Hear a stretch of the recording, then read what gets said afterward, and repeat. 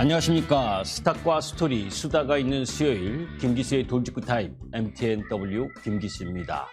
자, 한 달 만에 뵙게 되죠. 좀 몸이 안 좋은 관계로 한 달 만에 뵙게 되고 있습니다. 자, 우리 이제 시장에 있어서 이제 2022년 정리를 한번 하면서 올해 2023년 새해에 대한 이야기를 하도록 하죠. 자, 올해 G20 국가별 주요 지수 등락률을 보게 되면 미국이 S&P 500이 8.8% 하락한 반면에 우리 시장 한국은 25%가 급락하는 모습을 보여줬죠. 그만큼 우리 시장 코스피가 25%, 코스닥이 34% 떨어지는 흐름을 보여줬습니다. 자, 이제 사실 작년에 2022년 시작 때만 해도 1월 11일 날 3,266포인트, 그래서 삼성전자가 10만 전자를 가니 코스피가 3,600을 가니 했었는데 지금 보게 되면 참 암담하게 종목들이 다 떨어지는 급락하는 흐름을 보여줬고, 그런 가운데에서 올해 10대 그룹 시가총액이 엄청나게 감소하는 흐름을 보여줬죠. 삼성이나 SK나 현대자동차도 마찬가지고 오히려 느른 쪽은 LG, 한화 정도였죠. 그죠? 자, 산타도 없었고 까치도 없었고 오늘 시장이 좀 반등하고 있지만 연초 효과도 별로 없는 어이 상실.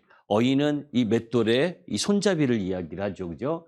이 손잡이가 없는 그런 주식시장이 연속이었습니다. 그런데 우리가 반대로 놓고 보면 2022년은 엄청난 기대에서 시작을 한 한 해고, 올해 2023년은 잠시 후에 설명을 드리겠지만 1사분기냐 2사분기냐 경기의 저점 부분을 테스트하는 과정에서 암울하게 시작하는 흐름을 보여줍니다. 주식시장은 기대가 너무 만발하면 그것에 대한 대가가 너무 잔혹하게 다가오는 시장이고, 반대로 걱정과 우려가 큰 시장은 모두 다가 그렇게 생각을 하게 되면 그에 반하는 시장이 나타나기도 합니다. 2023년 1월 어떻게 시장에 접근해야 되는지 잠시 후에 본격적인 돌직구 타이밍을 시작하도록 하겠습니다.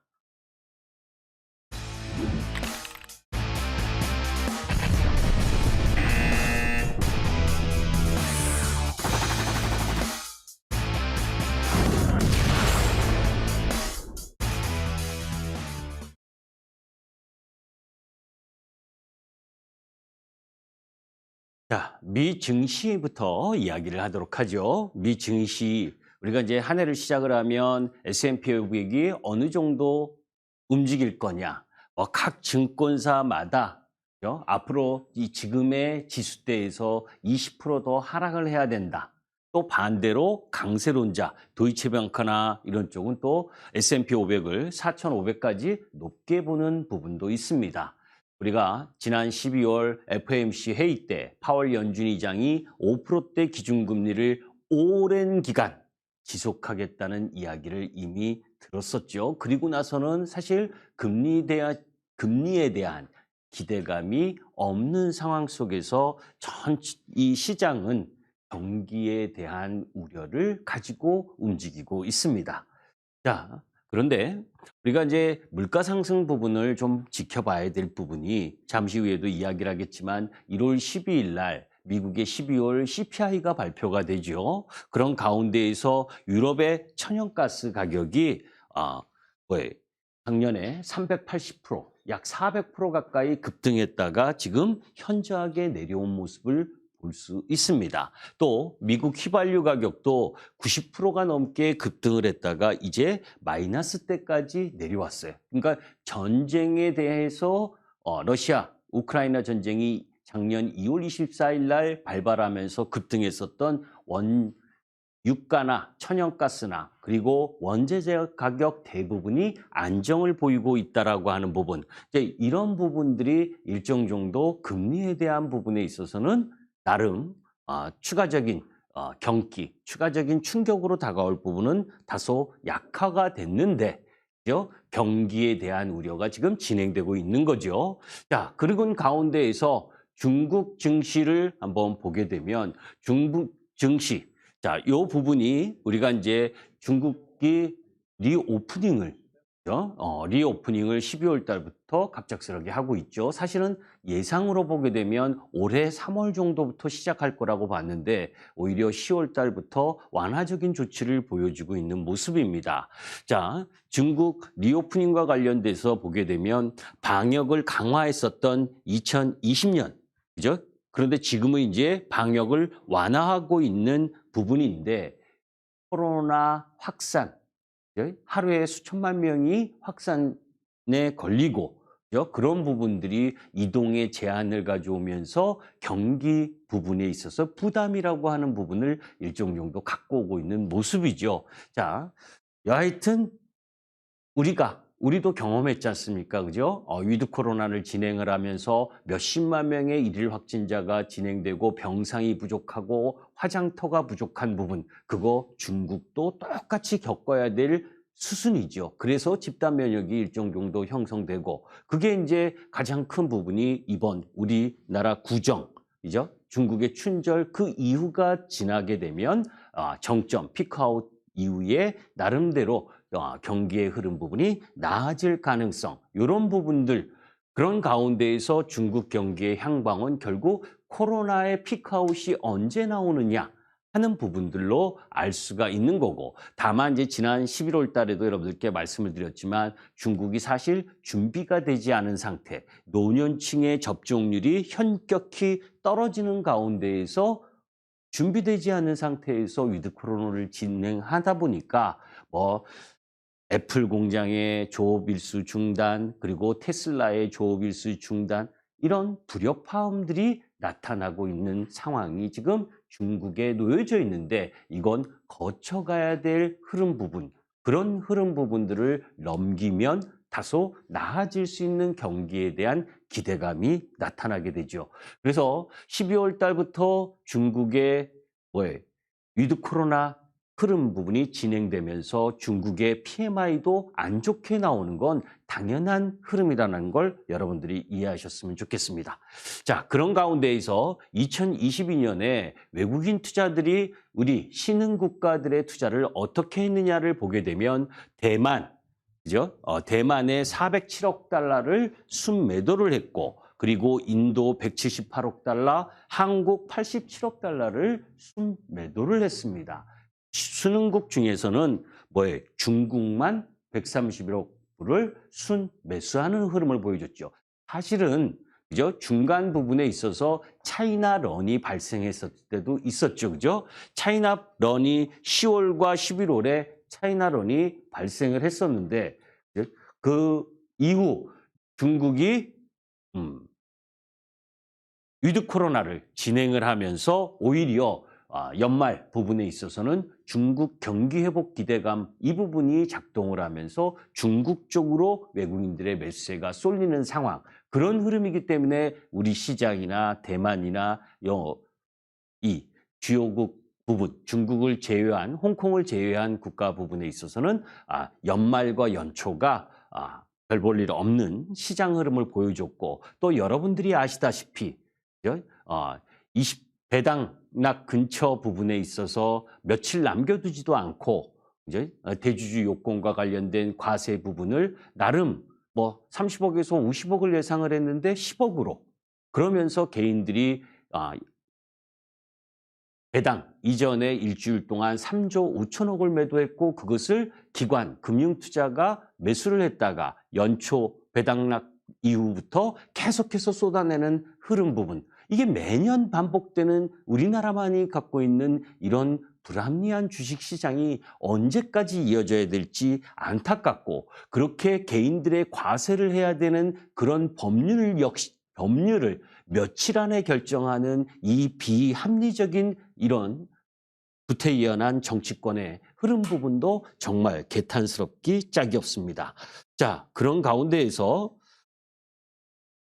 오늘 이 컴퓨터가 저하고 궁합이 안 맞네요. 오랜만에 나왔다고. 자, 2023년 한국 경제 성장률 전망치입니다. 자, 이전에도 여러분들이 보셨지만 2022년보다 현저하게 낮아진 이 갈색 부분이 저 갈색이 뭔가요? 주황색, 예, 주황색 부분. 1.5%에서 2% 내외로 낮아지는 것을 볼 수가 있죠. 자, 글로벌 시장의 내년 세계 경제 성장률이 평균적으로 2%대인데 그거보다도 우리나라가 못하다라고 하는 부분이 아쉬운 부분. 이런 부분들이 지금 우리 시장을 짓누르고 있는 부분이고 언제나 증권사 전망은 틀렸지만 그래도 또 2023년 상반기 코스피 전망을 각 증권사에서 한 평균을 보게 되면 2000에서 2600. 그러니까 지금 종합주가 지수가 2230포인트대니까 아래로 10%, 위로 20% 정도의 이 범위를 가지고 움직이는 그런 상황에 놓여 있다라고 보시면 됩니다. 자, 그런 가운데에서 이제 내일부터 8일까지 미국의 라스베가스에서 CES 2023을 개최를 하죠. 화두는 뭡니까? 인류의 지속 가능성, 디지털 헬스, 디지털 사회 모빌리티와 관련된 부분을 하는데 옛날 같은 경우에는 약발이 잘 먹혔는데 지금은 워낙 시장이 별 볼 일 없다 보니까 크게 움직이는 흐름 부분은 보여주지 않았죠. 자, 1월 12일 날은 우리가 이번 주도 중요하지만 이번 주 금요일에는 또 비농업 고용 관련 지표가 발표가 되며 중요한 역할을 하고 오늘 저녁에는 FOMC 의사록을 공개를 하지만 대부분 노출되었었던 내용이기 때문에 약발이 크지 않겠지만 다음 주 1월 12일 목요일에는 CPI, 12월 CPI가 발표가 됩니다. 사실 미국의 CPI가 9.1%에서 현저하게 내려오면서 지난달 7.1 그리고 이번에는 12월 달 CPI를 6.6으로 예상을 하고 있습니다. 그만큼 내려와야 되는 흐름 부분을 갖고 있고 그런 물가 부분이 다소 안정화가 연속적으로 되는 상황. 그렇게 예상치를 부분에 나왔을 땐 시장 부분이 나름 상승할 수 있는 근거를 가져갈 가능성이 높은데 그 이후에 우리 시장에 있어서의 주요 흐름 부분은 1월 27일 날 LG 에너지 솔루션의 보호예수 물량이 나오고 그 존 부분에 있어서 1월 20일 부분에 있어서는 구정 연휴, 중국 연휴가 있죠.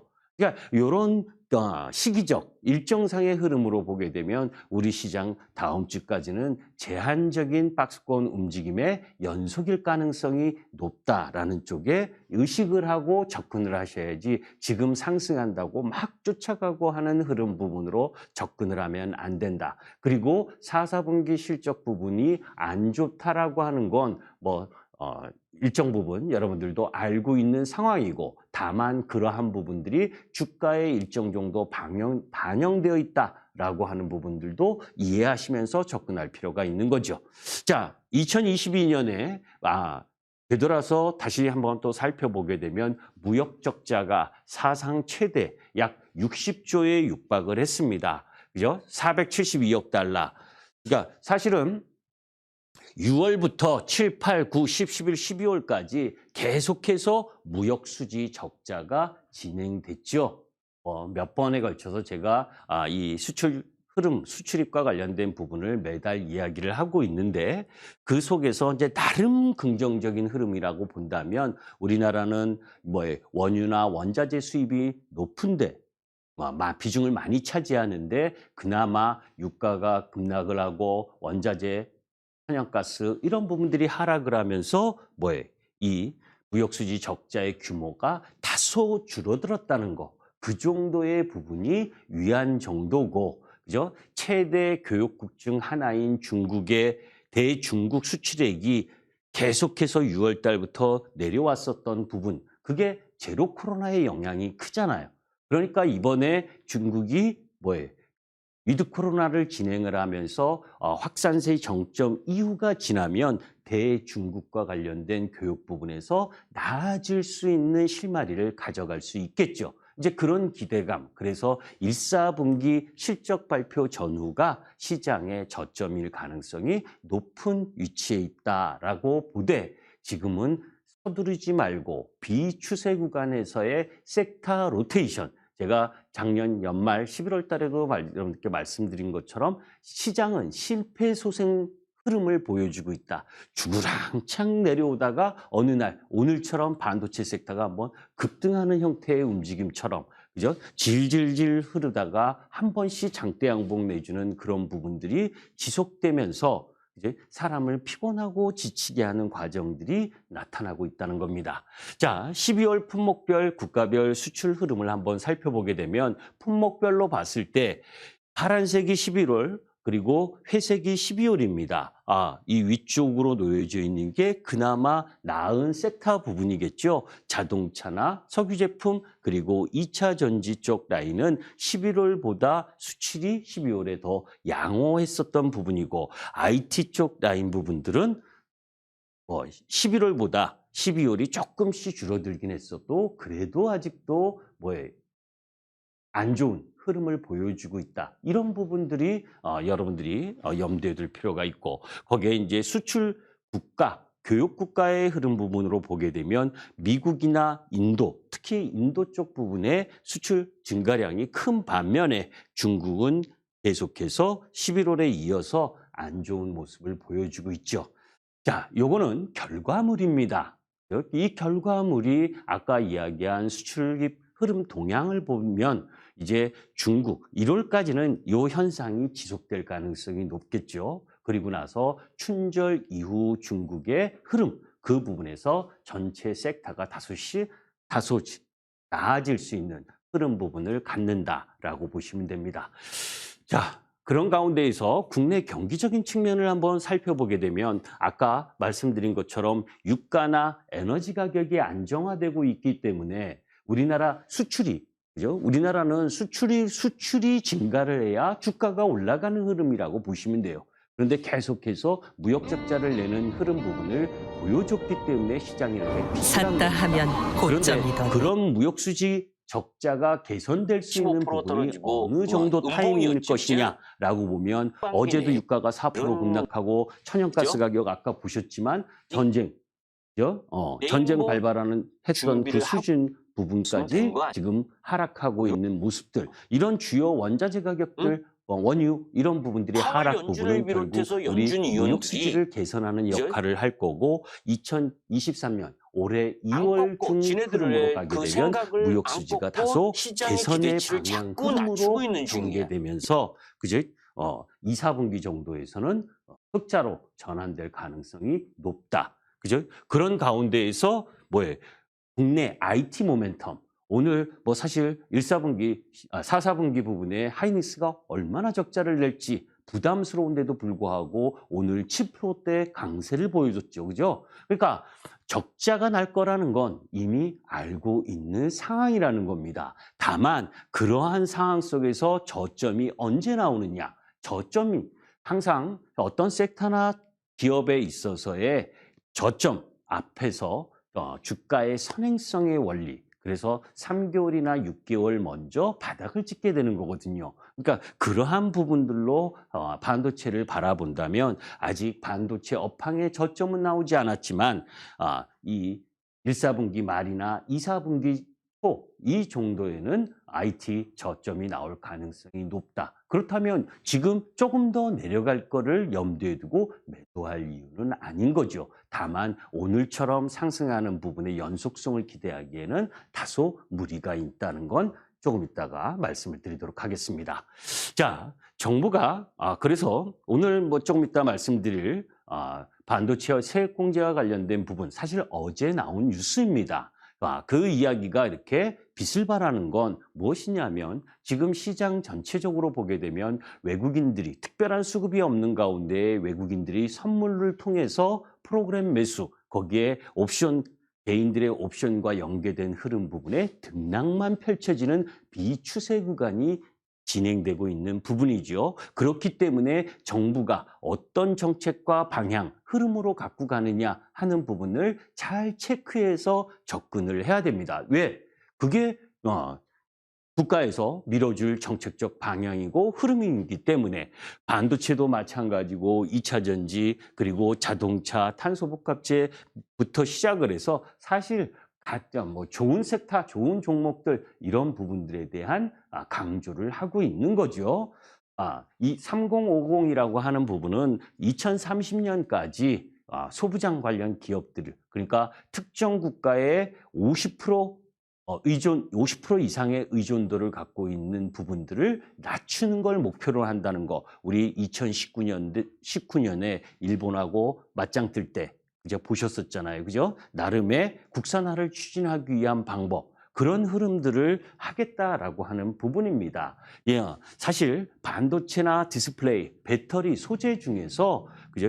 해외 의존도가 엄청나게 높은 부분들이 너무 많아요. 반도체도 마찬가지고 또 하다못해 지금 제일 잘 나갔었던 이 2차 전지와 관련된 부분에 있어서도 리튬이나 코발트, 뭐 전해액, 첨가제 이런 부분들이 대부분 해외 의존도가 높기 때문에 이런 부분들 속에서 국내 소부장 기업들의 비중을 높여가는 과정, 이런 부분들에서 종목의 아이디어를 얻을 필요가 있는 부분이죠. 요 근래 부분에 있어서는 뭐예요?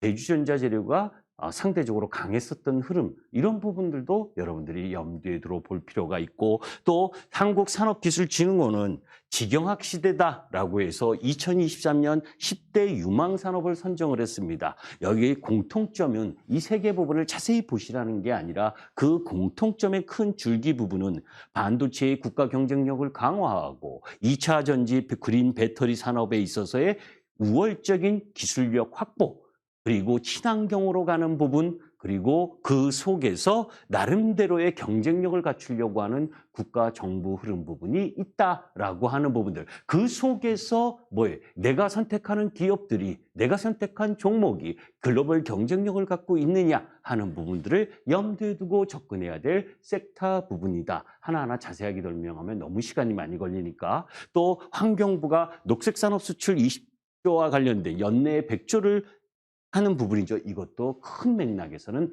비슷한 흐름입니다. 자, 오늘 세게 상승했었던 부분은 이 부분이죠. 그죠? 반도체라든지, 반도체뿐만이 아닙니다. 반도체를 비롯해서 배터리, 백신, 디스플레이 등 국가 전략기술 분야 시설 투자의 세액 공제율을 높인다. 사실은 미국이 25%고 대만이 25% 예정이 돼 있고 중국은 100% 세액 공제를 하는데 우리나라는 사실 너무 형편없었죠.